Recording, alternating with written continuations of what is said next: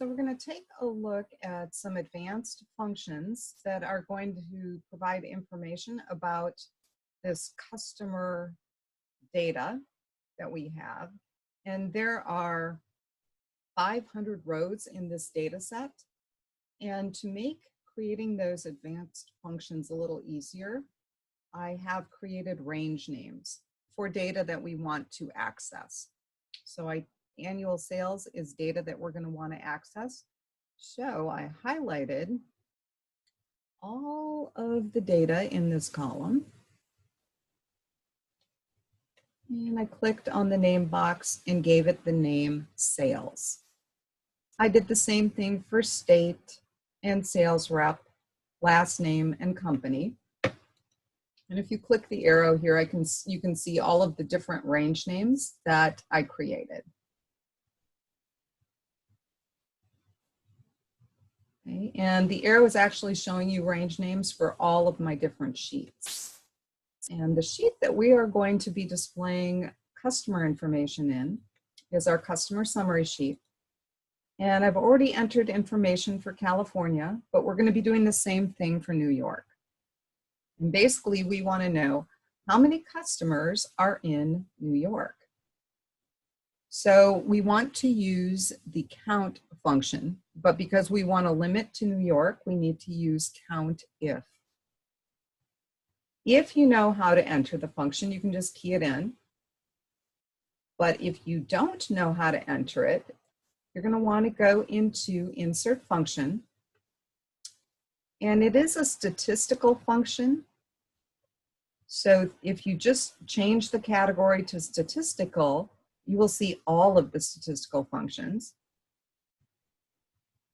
And you can actually click on it and it tells you what it does. So if you're not sure what the name of the function is, this is kind of a nice way to find it.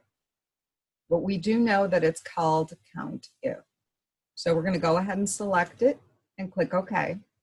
And basically you need to give it the range that it's going to look at. And in this case, it's looking at state. And our criteria is New York. We want to know how many customers are in New York.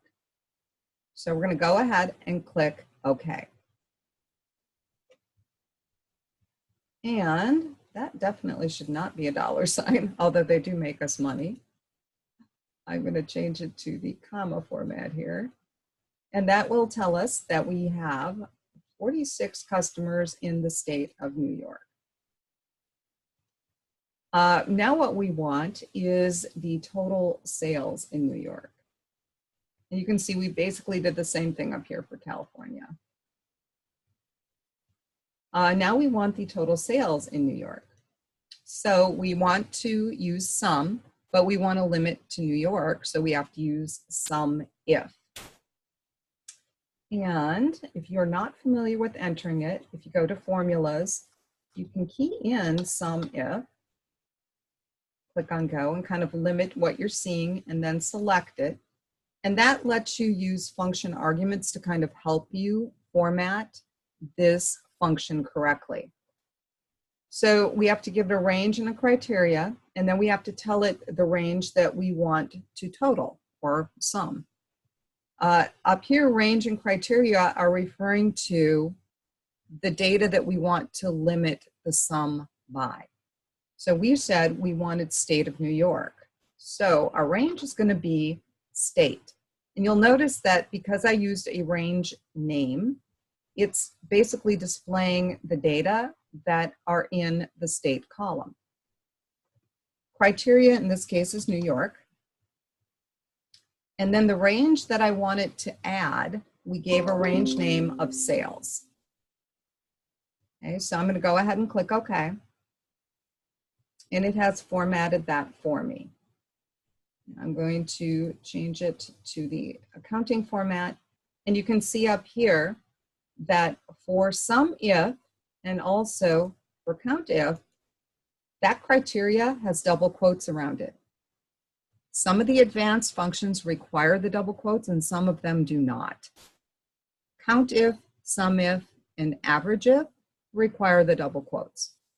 And if you can't remember when do you use double quotes, when do you not use it, I would just use your insert function dialog box because it will insert the double quotes for you and you don't need to worry about it.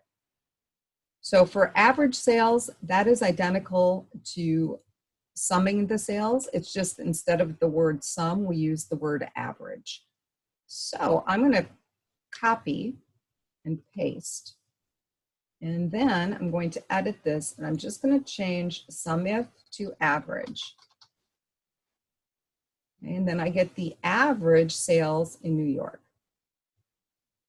Now for the sales rating, what we're going to do is we're going to look in this little table, and we're going to pull the value based on the average sales. So we're going to look down the average sales, go across, and get the rating. When you set these lookup tables up, if you are going by column, like this one is, it is a vertical lookup table, and you go from low value to high value. You have the value that you're looking up, and it's 53, so it's going to go to 50. It's bigger than that, so we'll go up to 80. It's less than 80, so it's going to go back to 50, and we want it to retrieve the rating. So if you're not familiar with lookups, and people do struggle a little bit with lookups, you can go to Insert Function. Because this table we're looking in is organized by column, it is a vertical lookup table. Okay, and the first thing you have to give it is what value are you looking up in this table? And we're going to look up average sales. Then you got to give it the name of the table or drag over the cells that are in the table. So if you gave it a range name, enter it. Otherwise, just drag over the cells. Okay, in this case, I did give it a range name, so it's smart enough to know when I select the cells, it puts in the name. Then you have to tell it what column do you want to retrieve data from to display. Well, we want it to display the rating, and that is in column 2. This last entry is optional. The default is true, which means it's looking for an approximate match. So that is what we want. And we want it to look in the table and find where 53 fits. It's not an exact match because it's not 50, but it fits in that 50 range, so it's going to retrieve a C.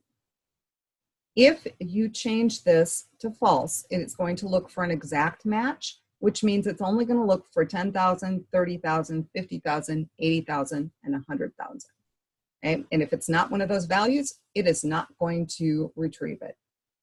So in this case, we want the default, which is true, so we don't have to do anything. We can just leave it blank and click OK. And it retrieved a C rating based on the average sales. Okay, then we've got customers with sales, and we're going to change this. 10,000 isn't quite enough. We want the sales to be bigger than 50,000. How many customers have sales bigger than 50,000? So we do want to total up the sale, or the customers, the number of customers, but we're going to be limiting to the state of New York, and we're going to be limiting the sales to greater than 50,000. So there's actually 2 different conditions that we need to check with our COUNTIF.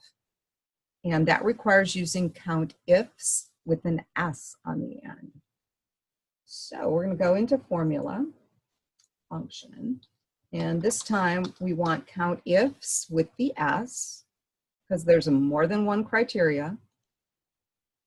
And the first criteria is going to be just like before. We're going to look for a state set to New York. The second criteria is on sales, and we want the sales to be greater than 50,000. And that's all the criteria we have, but you can see we could have put more in. So we're going to go ahead and click OK.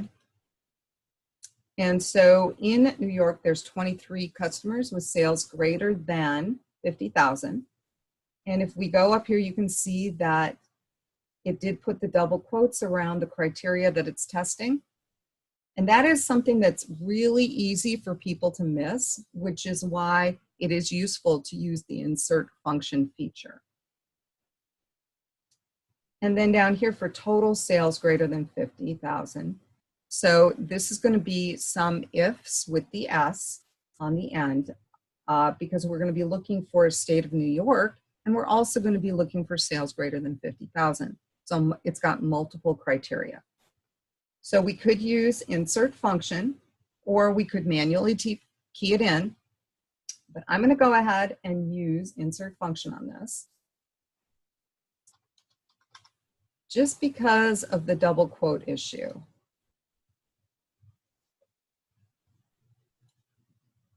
So the range that we want to sum are the sales. And our first criteria is going to be state, set to New York. And our second criteria is going to be sales greater than 50,000. And we'll go ahead and click OK. And you can see that it formatted that for us. And I'm going to change the number format. Okay. So that's just an example of how you can use some of the advanced functions when you have a very large data set.